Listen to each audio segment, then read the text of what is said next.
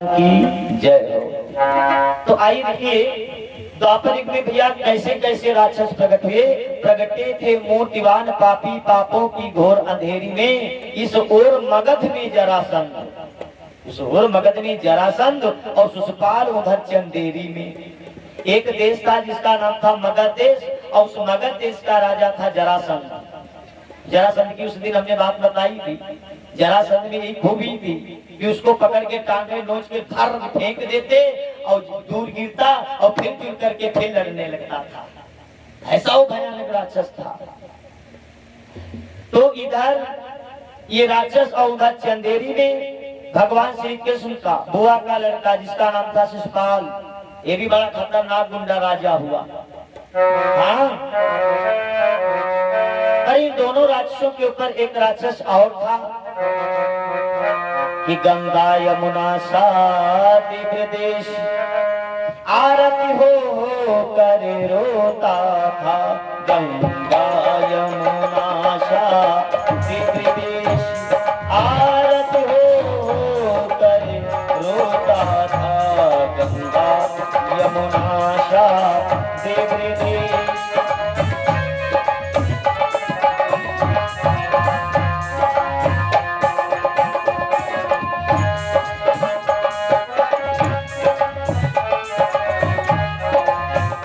गंगा यमुना शादी ब्रजेश आरती हो कर रोता था। ब्रज मंडल से सूर्य मंडल तक, ब्रज मंडल से सूर्य मंडल तक जब जुल्म कंस का होता था। ब्रज मंडल से सूर्य मंडल तक।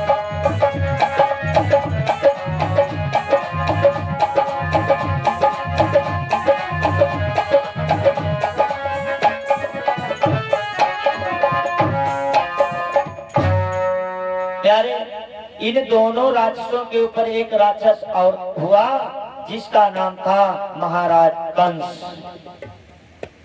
और कंस के जमाने में तुमको बताएं दादा, माताओं बहनों की इज्जत कम थी और जूता चप्पल की इज्जत ज्यादा थी। ऐसा इतना खतरनाक वो हुआ।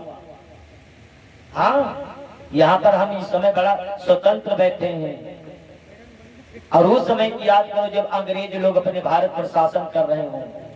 हम स्वतंत्र हैं इसलिए हमको अनुभव नहीं होता, जब किसी के कैद में आ जाते हैं तब पता चलता है कितनी पीड़ा होती है। आज इन दोनों राक्षसों के ऊपर ये जो कंस था ये बड़ा अत्याचारी और ये दुराचारी राजा हुआ। तो जैसे इतनी बात को सुना तो राजा परीक्षित कहने लगे, महाराज जी जरा थोड़ा विस्तार से बताएं, कंस के बारे में थोड़ा हमें विस्तार से बताएं। तो कहा और किसी के बारे में? तो कहा महाराज जी आप हमें कंस के बारे में विस्तार से बताएं कि ये कौन था, इसके पिता का क्या नाम था महाराज। तो कहा इनके पिता का नाम था महाराज उग्रसेन। तो कहा ये उग्रसेन कैसे थे? तो कहा ये सदाचारी थे, न्यायी थे, सदाचारी थे, प्रजा को पुत्र के समान मानते थे, बहुत अच्छे राजा थे। तो कहा महाराज जी बूढ़े बूढ़े लोगों ने कहावत कही है, जैस जी का घर बखरी तैस जी का फरिका और जैस जी का बाप महतारी तैस जी का लरिका। ये पुराने लोगों का श्लोक है। हाँ, तो कहा महाराज जी जब पिता सदाचारी है तो इनका बेटा दुराचारी कैसे हो गया? भाई ये भी तो है, पिता सदाचारी है और बेटा कंस, ये दुराचारी कैसे हो गया महाराज? जरा इसकी चर्चा हमें बताना। तो सुखदेव जी मुस्कुराए और बोले, राजन ध्यान से सुनो, मैं तुम्हें बता रहा हूँ। विनीत जी ने जो बताया वो आपको बताऊंगा। देखिए विनीत जी ने लिखा कि जो पवन रेखा थी पतिव्रता है। महाराज उग्रसेन की जो पत्नी पवन रेखा है बहुत अच्छी है और बड़ी पतिव्रता है, अपने पति की हर सेवा करती थी, बहुत अच्छी थी। एक दिन की बात, माता पवन रेखा जो थी वो गर्भवती थी। तब तक उधर से दुर्मिलिक राक्षस जो था, दुर्मिलिक राक्षस वो उधर से आ रहा था। उसकी परछाई पड़ गई। कभी कभी ऐसा होता है, ऐसा ये होता है, कभी कभी देख रहे हो माताएं बहनें कहे लगती हैं ये लड़का हमारे बिल्कुल मामा पर रहा है, कहे ना लगती है माताएं कि क्या लगे बिल्कुल यही ऐसा लगा जैसे मालूम है अपने मामा के तने कहा है। तो ये ऐसा क्या होता है, कुछ समय ऐसे होते हैं जिनके चेहरे के आकार से परमात्मा छवि देता है। तो ध्यान रखना, वो दुर्लिक राक्षस जो था उसकी परछाई करने के कारण जो माता जी के उदर से बालक हुआ वही कंस हुआ।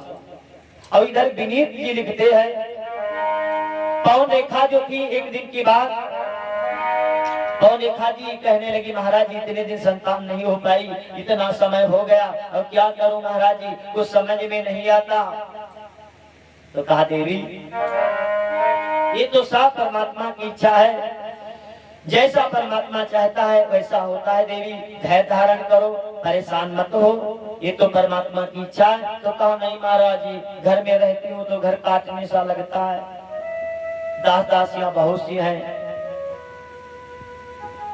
पर घर में बच्चे की किरकारी नहीं महाराज जी, घर सोना सोना लगता है। तो महाराज उग्रसेन बोले कि देखो देवी, मैं मानता हूँ घर में कोई बच्चा बेटी या बेटा नहीं है, पर अगर परेशान हो गई हो तो जाओ देवी, चली जाओ अपने बगीचे की तरफ घूमना आया करो।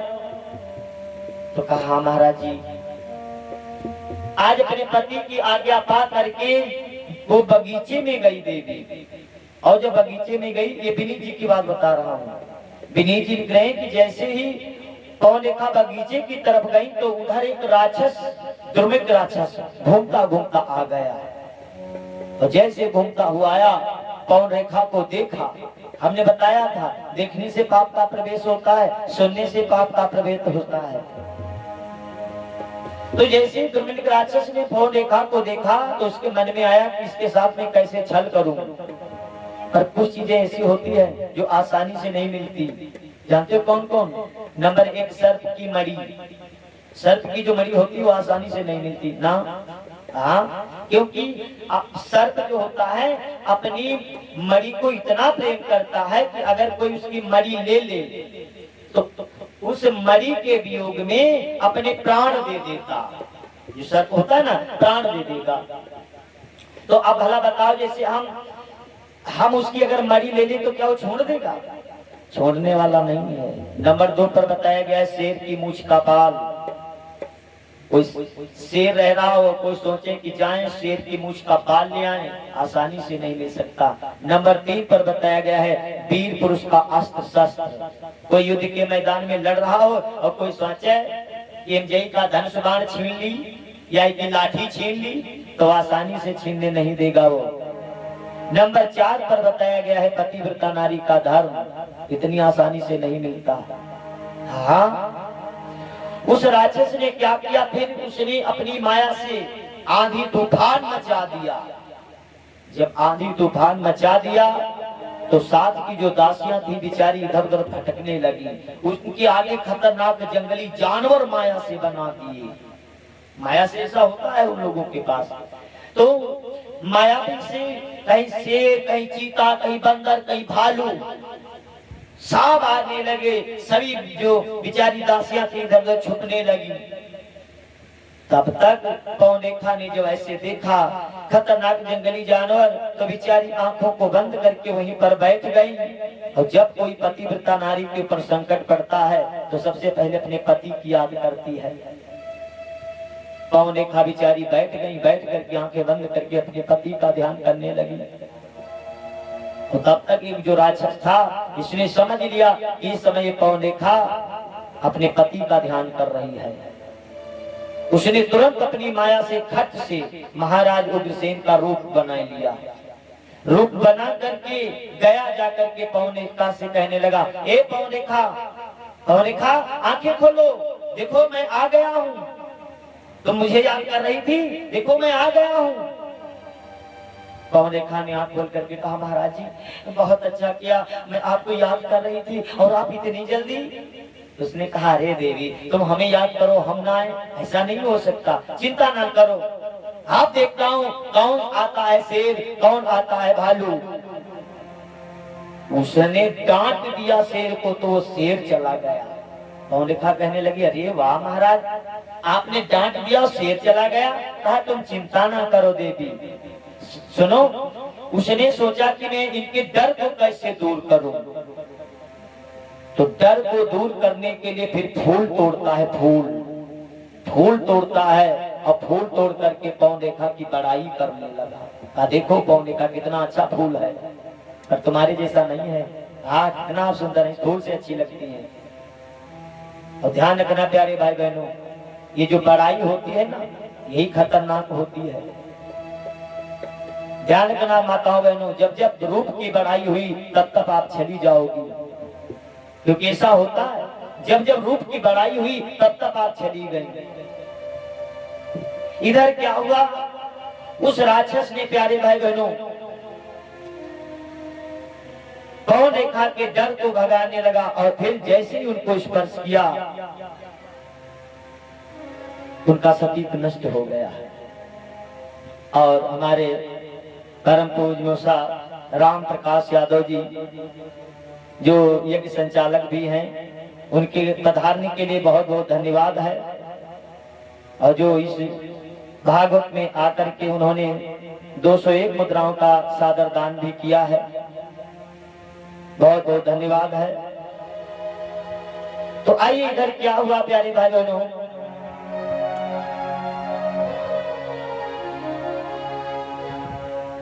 जैसे ही पौनिका को उसने स्पर्श किया उनका तेज नष्ट हो गया, सतीत्व नष्ट हो गया। और जैसे नष्ट हुआ तो अपने अपने स्वरूप में आ गया। और जैसे अपने स्वरूप में आया तो पौनिका नाराज हो गई, कहने लगी दोस्त तूने छू करके मुझे अपवित्र कर दिया। अगर तेरे में दम होती तो वास्तविक रूप में मेरे सामने आता, मेरे पति का रूप बना करके तूने स्पर्श किया। दुष्ट कहीं की, मैं निस्तेज हो चुकी हूँ, अन्यथा तो मेरे सामने दिन देख खड़ा नहीं रहता। कि लाचार हूँ मैं, मजबूर हूँ मैं, वरना जौहर को दिखलाती, कि मिट्टी में तुझे मिला देती, अग्नि से तुझे जला देती, मिट्टी में तुझे।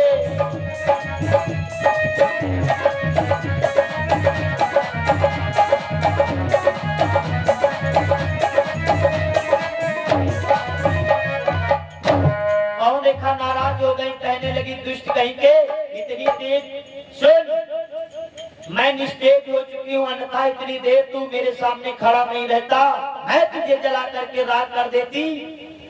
राक्षस हंसने लगा, बोला देवी अब तुम कुछ नहीं कर पाओगी तुमने मुझे स्पर्श किया, तुम्हारा सतीत्व नष्ट हो गया। और ध्यान रखना, सबसे बड़ी ताकत होती है नारी का सतीत्व। जो नारी अपने सतीत्व को बचाए रखती है, देवता भी उसका सम्मान करते हैं। माता अनुसुईया ने क्या किया, ब्रह्मा विष्णु महेश को बालक बना दिया। ये कौन सी ताकत थी सतीत्व की। आज वही पौनिका कहने लगी, मैं निस्तेज हो चुकी हूँ, अन्यथा तो मेरे सामने खड़ा नहीं रहता, मैं तुझे जला करके राख कर देती।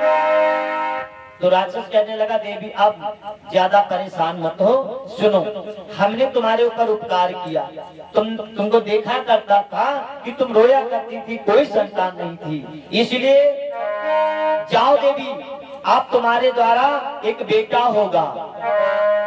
विधि के विधान को कोई टाल नहीं सकता, इसलिए देवी तुम्हारे द्वारा जो बेटा होगा वो कैसा होगा, कि मेरे समान योद्धा होगा, कोई भी जीत ना पाएगा, मेरे समान योद्धा होगा, कोई भी जीत ना पाएगा।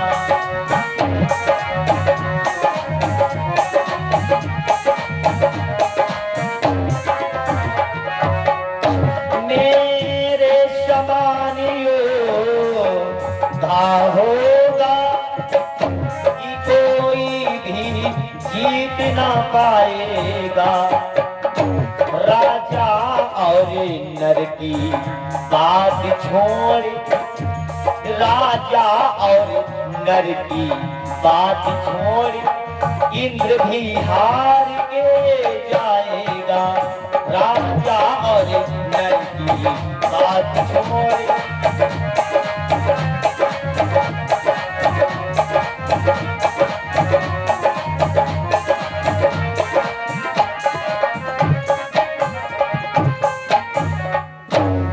कहा देवी तुम्हारे जो बेटा होगा वो कैसा होगा, मेरे समान बलवान होगा। इन छोटे छोटे राजाओं की तो बात छोड़ो, देवताओं का जो मालिक इंद्र है ना वो भी परास्त हो जाएगा।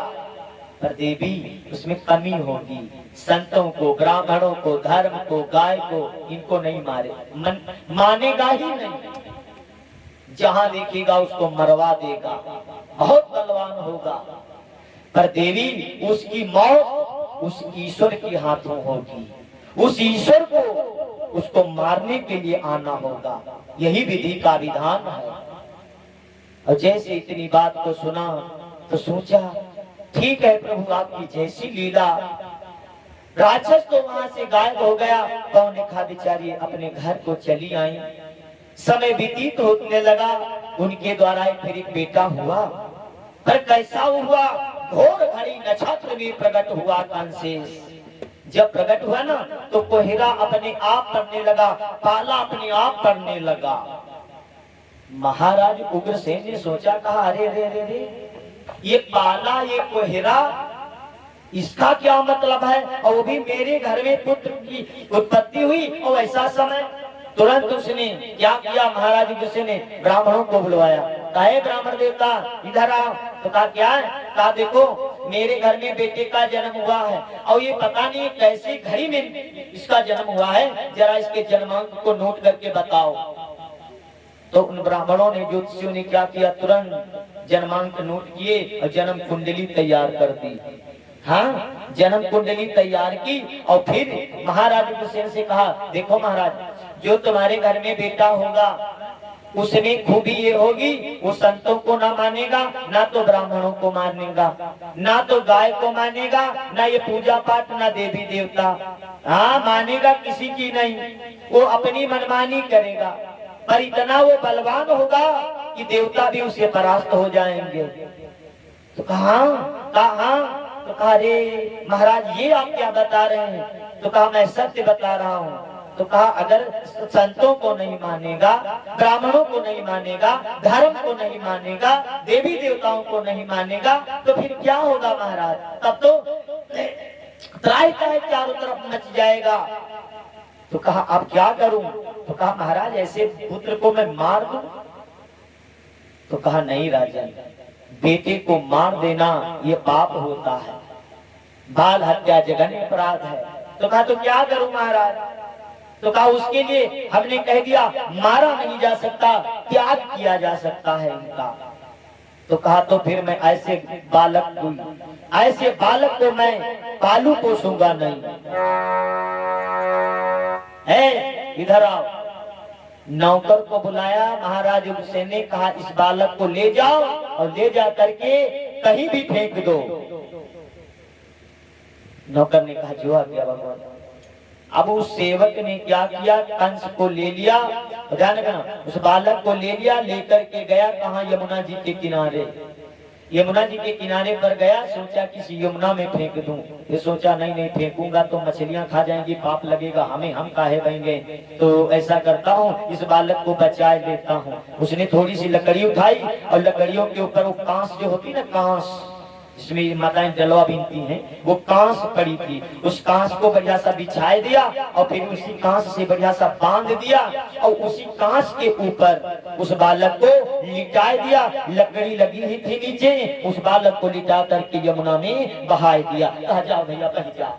कहूँ जा, मैं क्या कहा मार जा, पाप लगी, बही जा। बहा दिया। अब वो बालक बहता हुआ जा रहा था, तब तक वहीं मथुरा के एक राजा और हुआ करते थे जिनका नाम था सूरसेन। ये उग्रसेन थे और यानी वहीं पर एक और राजा थे जिनका नाम था सूरसेन। सूरसेन उस समय यमुना जी में स्नान कर रहे थे और जैसे स्नान करके डुबकी लगाई और फिर निकले तो देखा वही बालक उनके सामने आ गया। अरे देखा ये बालक अरे राम राम राम, ये तो बेचारा बह जाएगा या कोई मगरमच्छ या इसको कोई खा जाएगा। तुरंत उनको दया आई और उस बालक को निकाल लिया। निकाल करके लेकर के अपने घर गए। बोले देवी देखो ये यमुना जी में बालक मिल गया हमको। तो कहा मैं, मेरा धर्म है, इसका लालन पालन करूंगी मैं। पर महाराज जी इसका नाम क्या रखोगे? तो कहा हाँ नाम जरूरी है। तो कहा क्या नाम रखें? कभी कभी देखा होगा माताएं जो होती ना, माताएं नाम अपने बच्चों का दिन के हिसाब से रख देती। जो कोनो नाम नहीं समझ में आवते हैं तो का नाम रखी ऐसे करके ये अतवार के यहाँ जन्म भा रहा है तो अतवारी लाल। सोमवार को जन्म हो जाए सोमवारी, मंगल का जन्म हो जाए तो मंगली, बुध का जन्म हो जाए तो बुधाई। एक जनी बिचारी माता जी गई थी खेत को गई थी, तब तक बच्चे का जन्म म्याड़ पर होगा तो कहा लगा हमारा भैया ही मेड़ आई। तो माता ने सोचा क्या नाम रखूं, तो उन्होंने सोचा ये कांस से मिला था, ये कांस के पूरा से मिला है, इसलिए इसका नाम कंस रख देते हैं। रख दिया कंस नाम। सुखदेव जी कहते हैं राजन मैं उसके थोड़े से व्यवहार बताता हूँ। वो बचपन में कैसी शरारत करता था। इन छोटे छोटे बच्चों के साथ खेलने जाता है और जो खेलते खेलते जानते हो किसी को पकड़ लेता कंस और किसी को यमुना में फेंक देता और कौनों को यहाँ लड़का के यहाँ पकड़ दे और उठाए कुआं में यहाँ डाल देते। कुआं में यहाँ अपने आप डाल देते और चिल्लाए लगे और गाँव वाले दौड़ो लड़का कौन गिर गया, दौड़ो। तो गांव वाले सब बेचारे दौड़ी गाँव है बेचारे को लड़का का निकाल रहे और जब निकाल रहे तो कहे लगे यार दादा कभी कंसवा रहे तो बताए दी इसने लड़का हमारा पूरी जाती कभी बताए दी और वही का बहुत मजा आवे। कंसवा को बड़ा मजा आवे जब सब चिल्लाए और निकाले तो दूर से खड़ा होकर हंसाए। पिछवाड़ रहे के पर कोनो ध्यान ही नहीं दे, पर यूं जरूर कहीं कंसवा बताई सी पहले कंसवा बताई सी है यार का 2 चक्कर भवा। तो गांव वाले कहे लगे यार जब लड़का गिरत है तो कंसवे पहले पहुंचते हैं, हमका लगे कुछ गड़बड़ है तो कहीं थका करा जाए, कहीं देखा जाए। अब सब उनके चुप्पे से ने देखा लाग, ध्यान रखो देखा लाग। और जब देखा लाग तले कंसवा देख इसका एक लड़का कुआं तेरे ख्याल रहा है ये चुप्पे का और पकड़ के डारे वाला रहा है और तले को कह दिया ये क्या करते हो? तो तुरंत छान दे अजंत का कहा दे कहीं तेरा है भैया रे कुआं से ना खेला करो गिर परिहार। गांव वाले कहीं गिर परिहार के भाई उठा के डाल देती पागल कहीं का। ऐसी शरारत करता था। उसने 18 मित्र बनाए, जैसे कंस वैसे उसके मित्र। सबके हाथ में आके लाठी दी। कहा तुम टेंशन ना ले जिधर निकल पड़ता उधर भैया संतों को ब्राह्मणों को मंदिरों को सबको तुड़वा देता। अलग हमका ये पूजा पाठ ये नौटंकी ये सब मेरे ये सब ये तो बकवास है, पूजा पाठ सब बेकार है यही वो करने लगा। तब तक एक दिन की बात भैया वो टहल ही रहा था, तब तक सामने से क्या देखा कि जय जय नारायण नारायण हरि हरि स्वामी नारायण नारायण हरि हरि स्वामी नारायण नारायण हरि हरि स्वामी नारायण नारायण हरि हरि नारायण हरि हरि लक्ष्मी नारायण नारायण हरि हरि लक्ष्मी नारायण नारायण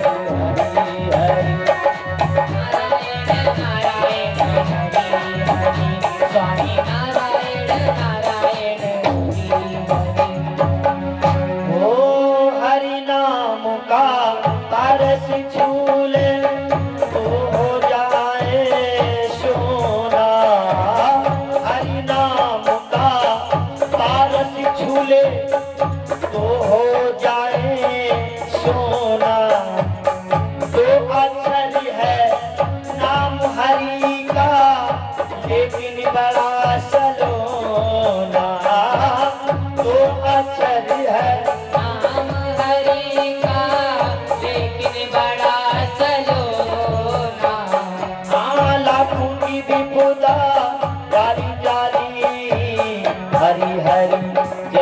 नारायण नारायण हरि हरि लक्ष्मी नारायण नारायण हरि हरि नारायण नारायण हरि हरि लक्ष्मी नारायण नारायण हरि हरि।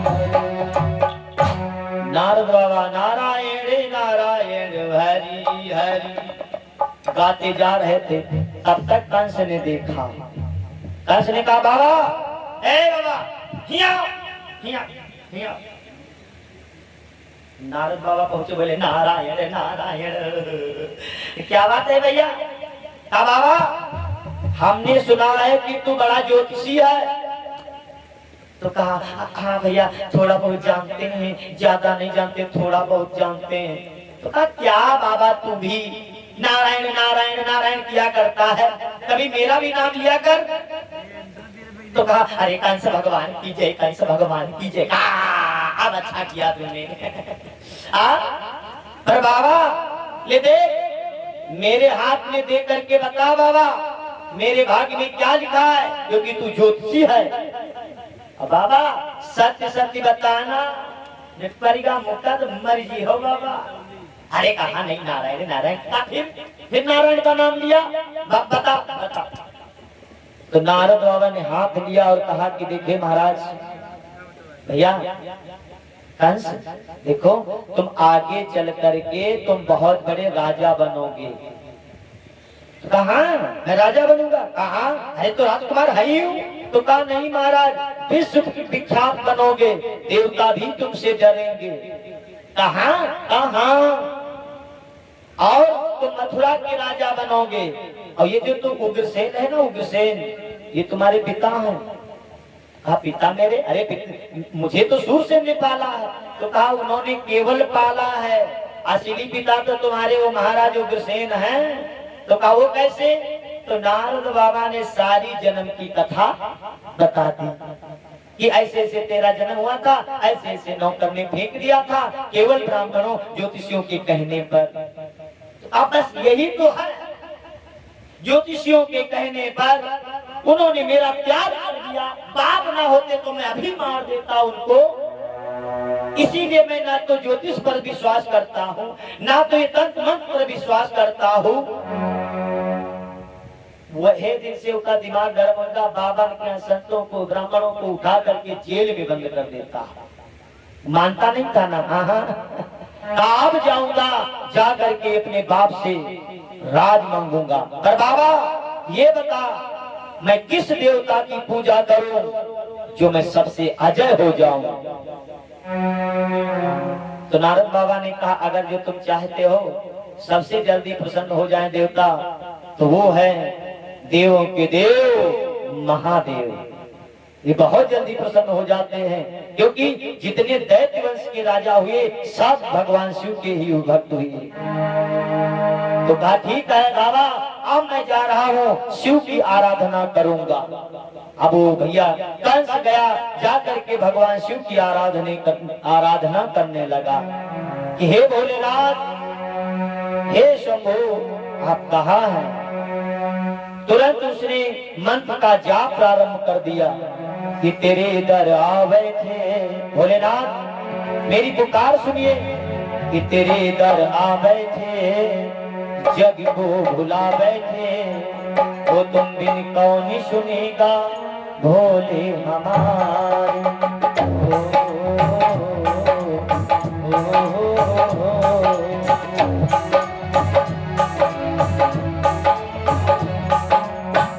तेरे दर आ बैठे, जग को भुला बैठे, वो तुम बिन कौन सुनेगा भोले हमारे।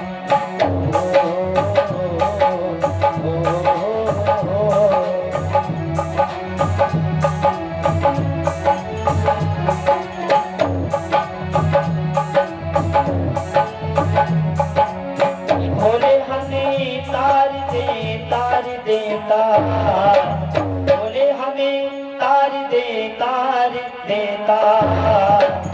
तेरे दरिया बैठे जब तुम भुला बैठे, वो तुम मेरी कौन सुनेगा भोले हमारी।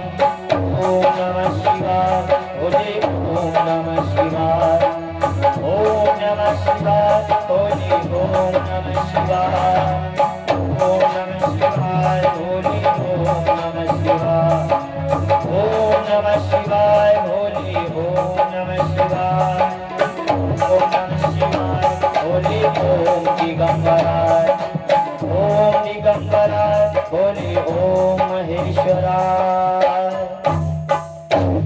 भोलेनाथ की आराधना किया और जैसे आराधना किया भगवान शंकर प्रकट हो गए। प्रेम से शंकर भगवान की जय हो। शंकर जी प्रकट हो गए, बोले भोजराज कंस, बोलो क्या चाहिए तुम्हें, क्या चाहिए कंसराज। तो कहा महाराज जी मैं ये चाह रहा हूँ कि मैं अजय हो जाऊं, कोई मुझसे जीत ना पाए।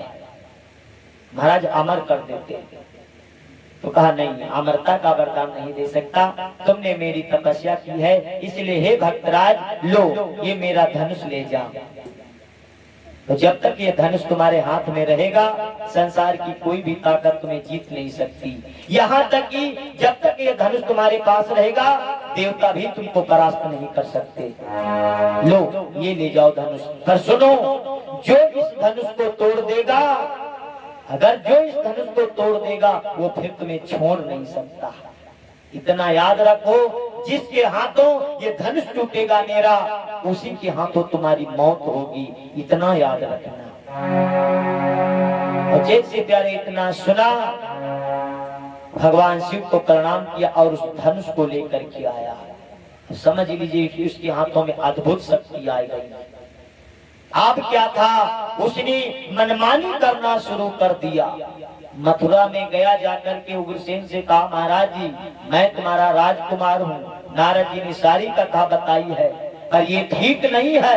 अगर आप मेरे पिता ना होते तो इसका परिणाम तुम्हें भुगतना पड़ता, पर फिर भी मैं रहूंगा, आपकी इज्जत मैं पिता की तरह करूंगा, पर रहूंगा यही। तो पौने खाने कहा महाराज जी क्षमा कर दीजिए, इतने दिन बेटा बाहर रहा है तो उटंट हो गया है, महाराज जी सही हो जाएगा, सही हो जाएगा। माँ का भाव बेचारी कैसा होता है, बेटा चाहे कितना खराब हो माँ तो माँ है। उग्रसेन ने कहा ठीक है बेटा, पर ध्यान रखो। पर वो अपने साथियों से कहता साथियों जाओ, बापा तो घर में है, लूटो मारो फूंको, जब तक हमारे कानों में रोने की आवाज नहीं आती तब तक आनंद नहीं आता। जब चारों तरफ रोने की आवाज आती है तब मुझे खुशी होती है। पर सैनिकों एक बात ध्यान रखना, जनता के हाथ में मत आना। एक छापड़ मरे हैं, तुम समझ लो मरे जी हो, बाकी पुलिस जाब हम यहाँ है, पर पुलिस तो बाद में काम करिए। एक आदमी एक चट्टा मारे तो जाए कतनो बलवान हो, वो बेचारा बिंगी नहीं कन्हैया हुई जी। का जनता के हाथ में मत आना, बाकी तुम टेंशन मत लेना, पर जाओ लूटो मारो फूंको। जैसे भैया आदेश दिया, हाय क्या था, चारों तरफ हाहाकार मच गया। माताओं बहनों को घर से निकलना दुश्वार हो गया प्यारे। ना तो पूजा पाठ था, चारों तरफ मदिरा का पान, मांस का खाना, मदिरा का पान, चारों तरफ गंदगी ही गंदगी फैल गई, हाहाकार मच गया। पृथ्वी मैया गाय का रूप धारण करके भगवान से प्रार्थना करने लगी, हे परमात्मा ये सब मेरे ऊपर क्या हो रहा है। नारी की कोई मर्यादा नहीं है। हमने कह रखा है कि जूता चप्पल की उस समय इज्जत ज्यादा थी, माताओं की कम थी। चारों तरफ हाहाकार मचने लगा, माता पृथ्वी रोने लगी। देवताओं की जब पूजा बंद तो देवता भी भगवान से प्रार्थना करने लगे, प्रभु भक्त भगवान से प्रार्थना करते हैं कि हे नारायण पृथ्वी से पाप भार उठाया नहीं जाता, पृथ्वी से पाप भार उठाया नहीं जाता, देवों का कठिन कष्ट सुनाया नहीं जाता, पृथ्वी से पाप भार उठाया नहीं जाता, पृथ्वी से पाप भार उठाया नहीं जाता, देवों का कठिन कष्ट सुनाया नहीं जाता, पृथ्वी से पाप भार उठाया नहीं जाता, देवों का कठिन कष्ट जाता, पृथ्वी से पाप भार उठाया नहीं जाता, देवों का कष्ट सुनाया नहीं जाता। पृथ्वी से पाप भार उठाया नहीं जाता,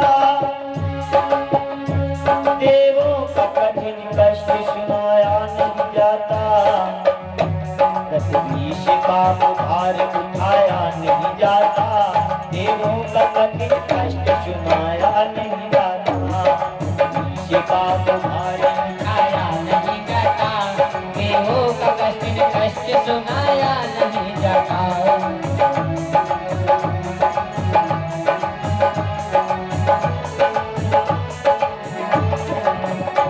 मुंह बंद कलम बंद सभी बंद कारोबार, कोई भी भगवान का नाम नहीं ले सकता। जो भगवान का नाम लेगा सजाए मौत दी जाएगी। ये मुंह बंद कलम बंद सभी बंद कारोबार, मुंह बंद कलम बंद बंद कारोबार, बंद कलम बंद सभी बंद कारोबार। अपना ही कमाया हुआ खाया नहीं जाता। इनकम टैक्स जब अंग्रेज लोग आए थे, कमाए कमाए हम मर्जी लगाए लीजिए, ना दे तो गोली मार देते थे, गोली। हाँ, मर जाता था व्यक्ति वहीं पर, मर जाता था। कमाए हम और लेकर के चले गए तो फकर फकर करो। अपना ही कमाया हुआ खाया नहीं जाता, ये पृथ्वी से पाप भार उठाया नहीं जाता। पृथ्वी से पाप भार उठाया नहीं जाता, देवों का कठिन कष्ट सुनाया नहीं जाता। पृथ्वी से पाप भार उठाया नहीं जाता, देवों का कष्ट सुनाया नहीं जाता।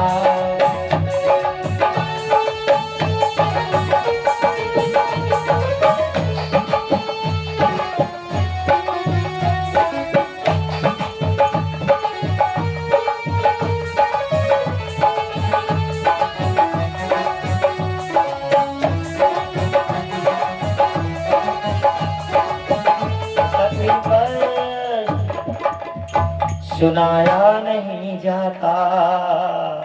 हे परमात्मा तुम कहाँ हो? कहाँ हो मेरे ईश्वर परमात्मा, तुम कहाँ हो? दया करो दीनानाथ, तुम दया करो, कहाँ हो?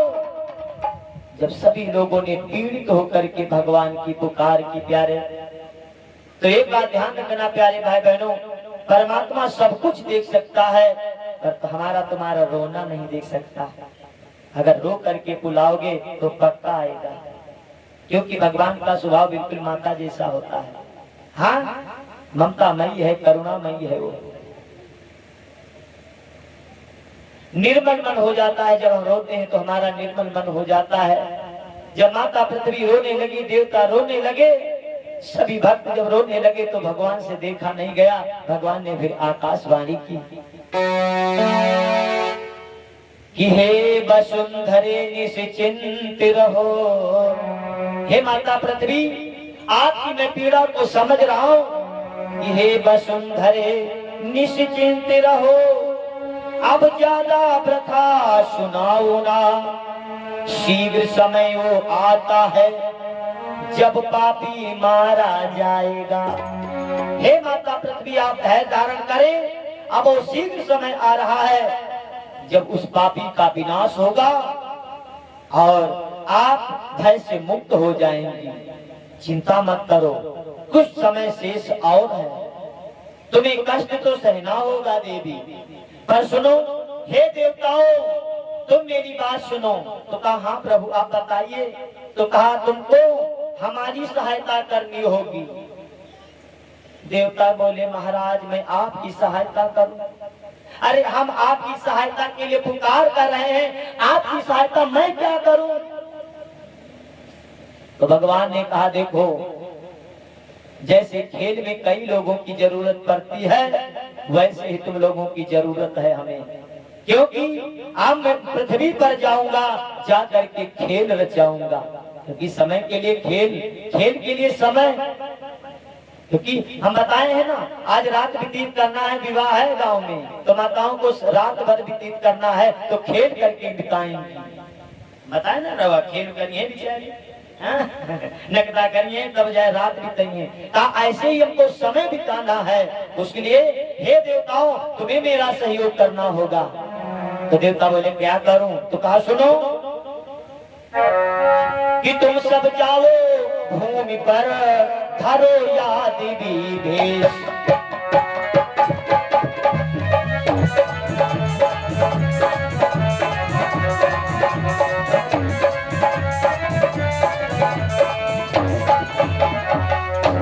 तुम सब जाओ भूमि पर, धरो याद विभेश। मैं जग में आ रहा हूँ बनकर भूप नरेश।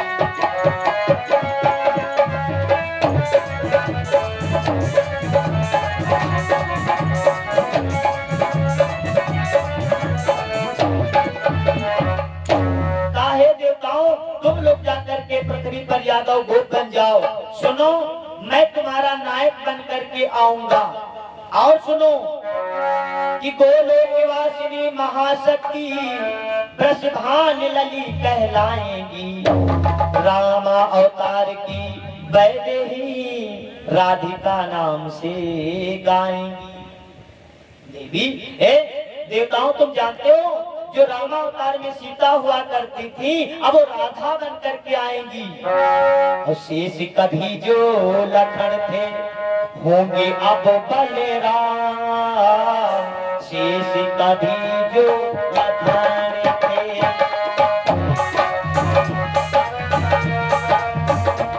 वो शेष कभी जो लखन थे होंगे अब बलराम। मैं जग में आ रहा हूँ बन करके घनश्याम। ओ रामा बन करके घनश्याम।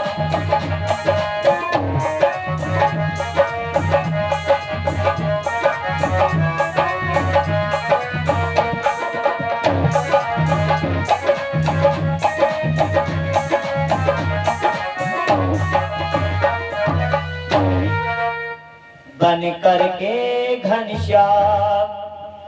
मेरे जो छोटे भैया रामावतार में लक्ष्मण हुआ करते थे ना, अब मेरे बड़े भैया बलराम बन करके आ रहे हैं और मैं स्वयं घनश्याम बन करके आऊंगा। इसलिए देवताओं तुम लोग जाकर के पहले वहां पर उस मग में पहुंचो। देवताओं ने कहा जो आ गया भगवान। देवता लोग वहां से चले आए। इधर सब यादव गोप बन जाते हैं। धीरे धीरे समय बीतता गया और इधर कंस का जो था अत्याचार और चरम सीमा पर बढ़ गया था। प्यारे भाई बहनों, जब और चरम सीमा पर बढ़ गया अत्याचार, तब तक कंस की एक बहन है। कंस की बहन थी एक चचेरी बहन। कंस की चचेरी बहन थी, तो कंस जो है अपनी चचेरी बहन को बहुत प्रेम करता है। एक दिन बैठा हुआ था कंस अपने साथियों के साथ, तो कंस कहने लगा साथियों, हाँ महाराज, कहा देखो मेरी बहन विवाह के योग्य हो गई है, तो मैं ये चाह रहा था कि कोई सुंदर सा राजकुमार मिलता और मैं अपनी बहन का विवाह करता। अरे क्या करूं, कोई समझ में नहीं आता। तब तक एक सेवक बोला महाराज जी आपके जो मित्र है ना वसुदेव जी सूरसेन पुत्र वसुदेव जी, वो कैसे रहेंगे? कंस ने कहा ओ अरे उसकी बात करे, वो तो मेरा लंगोटिया यार है। हाँ वो मेरा लंगोटिया यार है, मैं उसके साथ में खेलता था, बड़ा सीधा है। हाँ वो सही रहेगा, मेरी बहन के लिए वो सही रहेगा। है क्या देखते हो, जाओ जा करके महाराज सूरसेन से कह दो कि अपने बेटे की बारात मथुरा में लेकर के आएंगे। मैं अपनी बहन देवकी का विवाह उनके पुत्र वसुदेव के साथ में करूंगा। आज सारा संसार देखेगा कि मैं अपनी बहन से कितना प्यार करता हूँ। मैं अपनी बहन का विवाह करूंगा। बड़ा खुश हो गया, इतना खुश भैया, बहुत खुश। अब उसने क्या किया, उसने बसदेव जी को बुलाया, और जैसे बसदेव जी को बुलाया, बसदेव जी बेचारे बारात लेकर के आए। देखा होगा बारात में, रात में बड़ा आनंद आता है।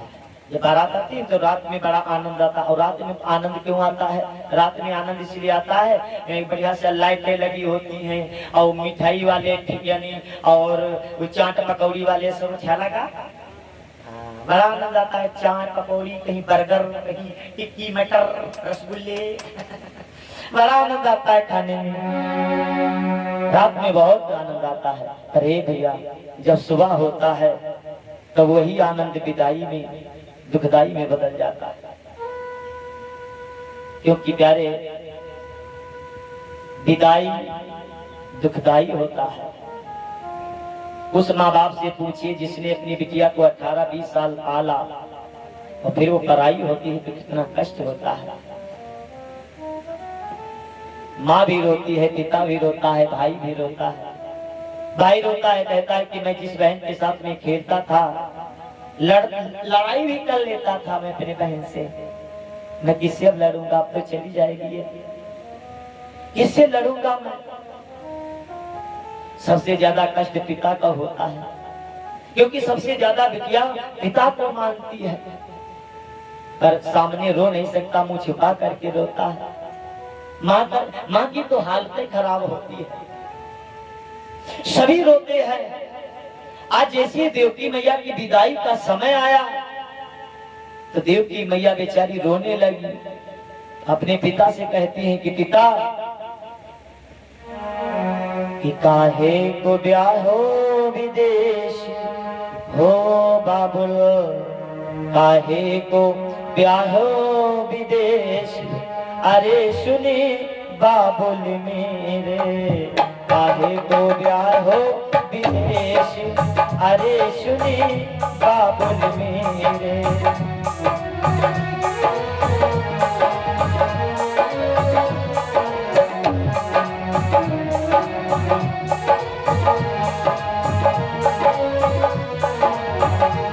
ओ काहे को ब्याहो विदेश, अरे सुनी बाबुल मेरे, काहे को ब्याहो विदेश।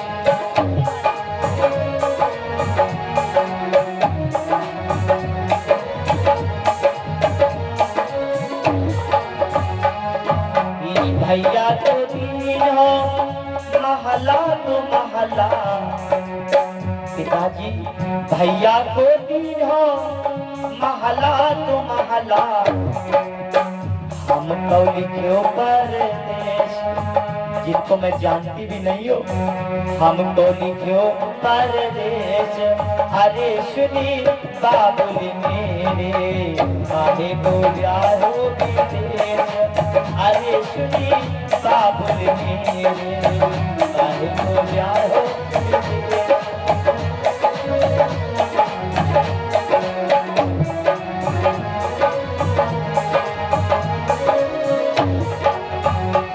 हाय हमको बाबुल तेरे, हाय फूटेगी गैया, हम तो बाबुल तेरे, हाय फूटेगी गैया, जहाँ कहूँ तहाँ जाओ, हाय जहाँ कहूँ तहाँ जाओ, अरे सुनी बाबुल मेरे, काहे को ब्याहो विदेश, अरे सुनी बाबुल मेरे, काहे को ब्याहो।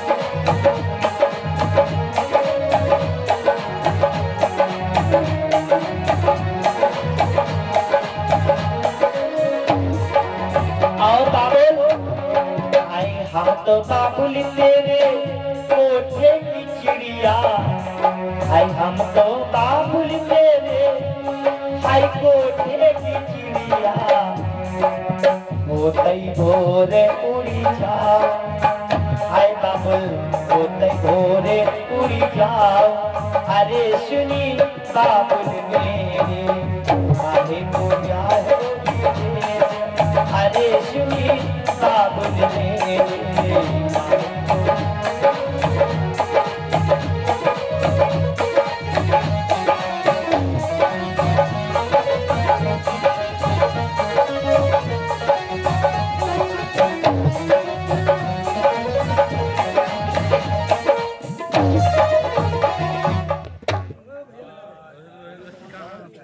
है